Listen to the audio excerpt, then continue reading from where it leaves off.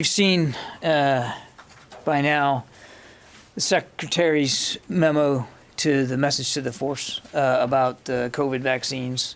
That's public now, so I'm not going to reread it for you. I think you all can get the gist of it. I would just point out that there's sort of three elements here to it. One is that that he will request approval from the president for a waiver to make the COVID vaccines mandatory by mid-September. He'll make the request for the waiver by mid-September. I've seen some reporting out there that means that all the troops have to be vaccinated by mid-September. That's not accurate. He'll make the request by mid-September, unless or until FDA licensure occurs before that time, at which point the Secretary has the authority he needs upon FDA licensure to make whatever vaccine is then given that license mandatory.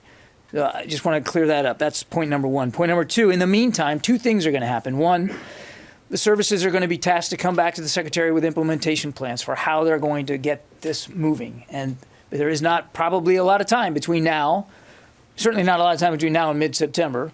But if FDA licensure comes sooner than that, and there's press reporting to suggest that the Pfizer vaccine will be perhaps even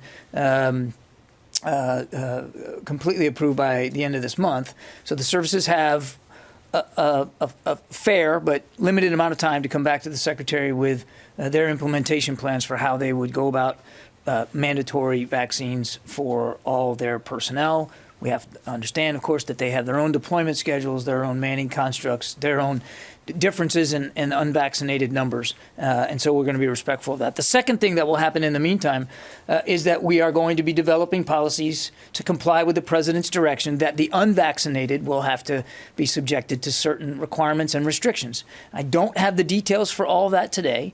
We're working hard on what will be a policy directive to come in the coming days that will make it clear what those requirements and restrictions are and how they apply to everybody in the DoD workforce, including uniformed personnel.